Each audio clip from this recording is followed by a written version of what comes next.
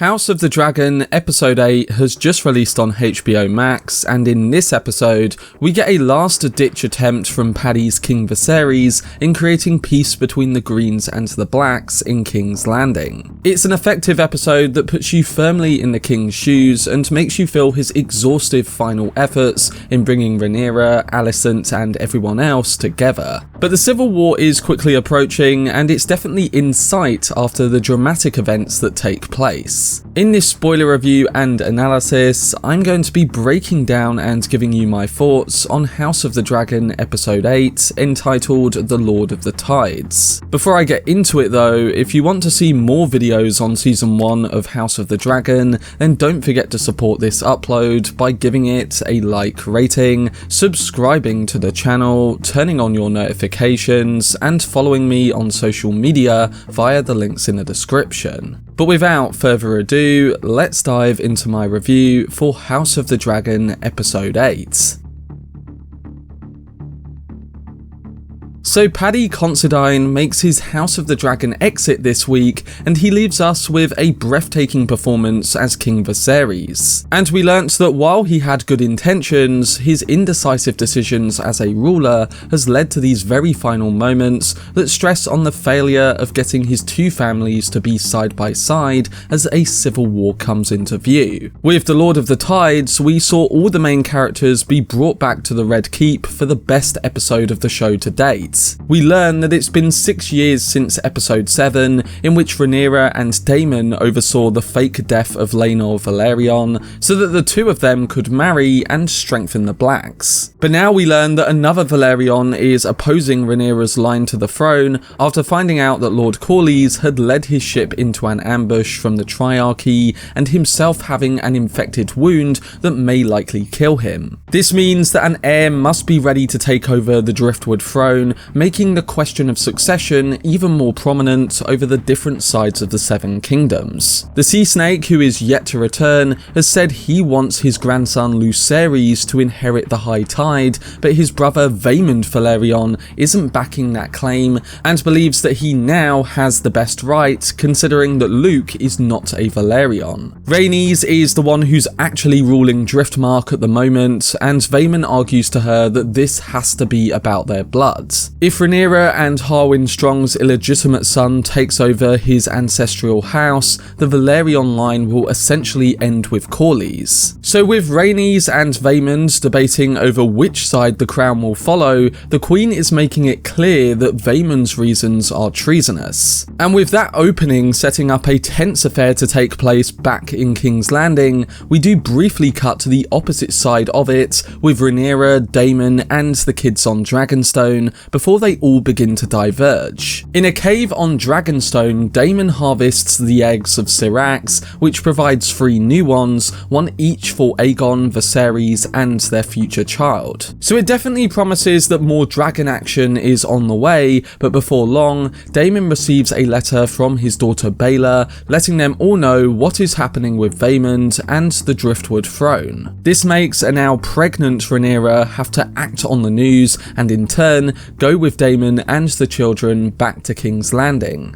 And once they arrive, it's clear that things have changed since the last time we were in the Red Keep. Viserys is close to death and his body is now completely falling apart thanks to the infection that we've seen him develop since episode 1. He essentially looks like a walking skeleton and spends much of his time in bed on Milk of the Poppy. And that means that the Hightowers have virtually been in charge, even so that they've replaced the Targaryen symbols with that of the 7-pointed star, which we know is a symbol of the faith. Otto and Alicent Hightower have been at the forefront of this, and while it's clear that ruling is going well for them, we soon find out that Alicent's progress in helping her kids to become the next rulers isn't going so well. Aemond, who was once the bullied son, has grown up into a bullying adult, and then Aegon has got himself into quite the situation too. A man of the Kingsguard tells Alicent of this problem, and we learn that Aegon has raped a servant, while suggesting that this this is quite a repetitive habit. Alicent speaks with the servant and makes it clear to us that she has become even more manipulative in the years since, because while she tells the girl that she believes her, she also hands her a sack of gold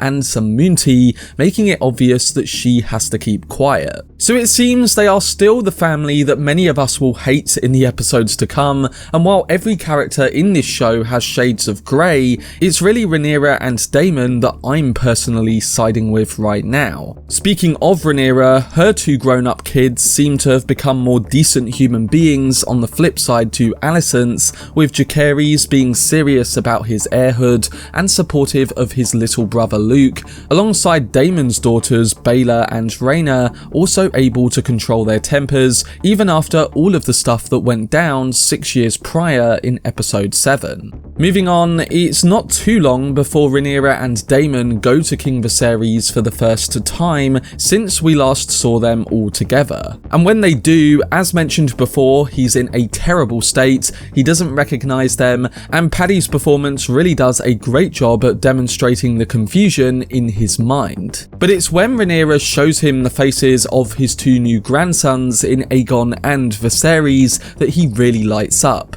It's a nice moment seeing some kind of happiness even in the face of his upcoming death. It's not long before this happiness is cut short though, because when evening comes, they'll have to gather in the throne room to discuss who will be Lord of the Tides, and in particular, a few conversations set that big scene up really well. The first is between Rhaenyra and her aunt Rhaenys in the Godswood, where it's clear that the two of them do respect each other, but at the same time, Rhaenys knows that she was responsible for the murder of her son, which we know was actually an escape plan. Regardless of that, Rhaenyra does have a suggestion, and that involves Rhaenys supporting Luke's claim to Lord of the Tides, wedding her sons to the Queen's granddaughters. Of course, her aunt saying this is the big chance to help sway the decision in their favour when the court meeting comes. And before we got to that decision, we do get another heartfelt scene between Rhaenyra and her father, where she asks him if he truly believes in the Song of Ice and Fire prophecy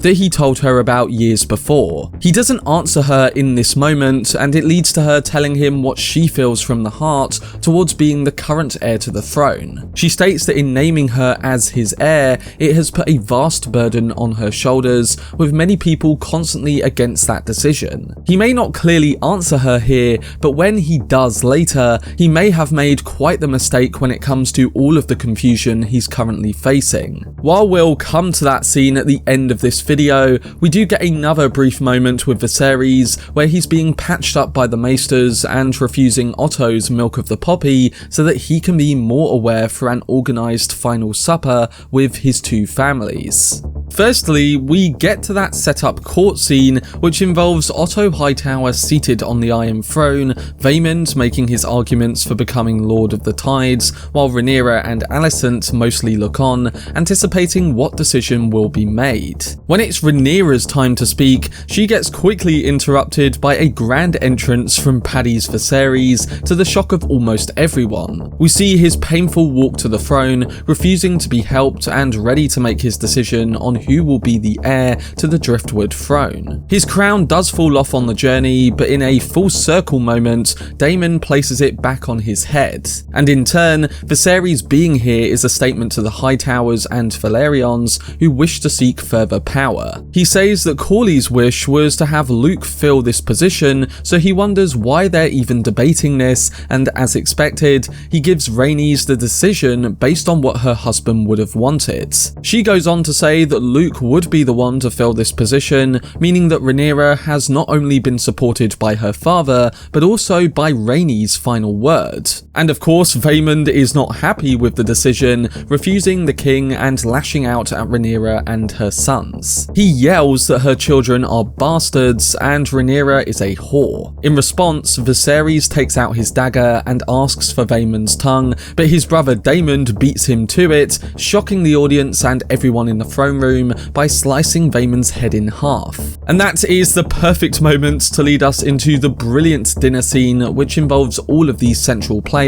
sat around a single table and Viserys once again struggling to keep it all together. When that dinner does come, we get a very moving final toast from Viserys, trying to get these divided members within his family to rebuild connections and make their control stronger. It's again Rhaenyra who makes the first offer for peace to Alicent, and the Queen does give a respectable response after they all are moved by the words of Viserys. Jace also keeps the positivity flowing, raising a glass to his uncles and eventually dancing with Rhaenyra. But just from the tone in the room, we all know that this won't last, and that tension starts to build when Aegon and Aemond eventually tempt Jace and Luke into conflict. Not just that, but Aemond and Daemon share a charged look at one another, and if you do know the material, this conflict won't just end with this. But at least for this one final night, Viserys can believe that he gets his wish of sharing a quite peaceful moment with his family, and in the process, he at least tries to generate some sort of connection between them. However, what follows is two very suggesting scenes of conflict, one that returns us to Daemon's former lover, Mysaria, when a servant from the Red Keep informs her of what's been happening inside. And then to follow that, there's a final moment between Alicent and her husband in bed later on in the night, with the king once again appearing confused on Milk of the Poppy and mistaking Alicent for Rhaenyra, answering that question his daughter asked earlier on in the episode about the Song of Ice and Fire prophecy. Thinking that Alicent is Rhaenyra, he tells her that Aegon's dream of the prince that was promised will unite the realm against the White Walkers and that it's actually her son. So this is the worst coincidence surrounding this prophecy that could happen, and with Alicent not knowing the full details, she thinks that this is about her son Aegon, the one who currently has a legitimate claim to the Iron Throne. So that pretty much ends the moment of peace with Rhaenyra, and it leaves Viserys dying tragically in his bed, thinking that he's told Rhaenyra all that he did. And in his emotional final moments, Viserys quietly mutters, "My love," suggesting that he's speaking to his dead wife Aemma, who passed in childbirth back in the very first episode. So it's a really sad moment too, that really displays the tragedy of Viserys, but it's quite true that we will never forget this amazing performance from Paddy, who brought more to the character than we could ever have imagined. So what are my overall thoughts on this latest episode of House of the Dragon? Well, this show continues to get stronger and stronger week per week, and episode 8, The Lord of the Tides, is a masterful one with standout performances to really solidify the versions of the characters we're going to be watching going forwards. In particular, I can't stop thinking about the emotive performance of Paddy's Viserys, who in my opinion may be in the running for an Emmy Award after the moving showcase he delivered in this episode. We really see in his final moments how he gives the others one final opportunity to exit the potential destructive path that they've built for themselves. His portrayal of the exhausted and ineffectual king has been critical to the developing conflict since the start, evolving beyond the material he was based on and leaving his mark at the very front of a great start to this prequel show. House of the Dragon is of course excelling in the moments between the families and characters, showing how this conflict truly grows, and with Viserys now gone, any chance of peace is gone as well. If the prequel show is able to deliver on the upcoming civil war, as well as it has with all the build-up so far, then I think we're in for a show that has the potential to exceed Game of Thrones, especially if it can deliver on its ending, which the parent show didn't. This episode gave me complete confidence in these writers going forward, and I think Lord of the Tides may be one of my favourite episodes of TV this year, just behind the 3 episodes of Better Call Saul Season 6 that I also loved as well.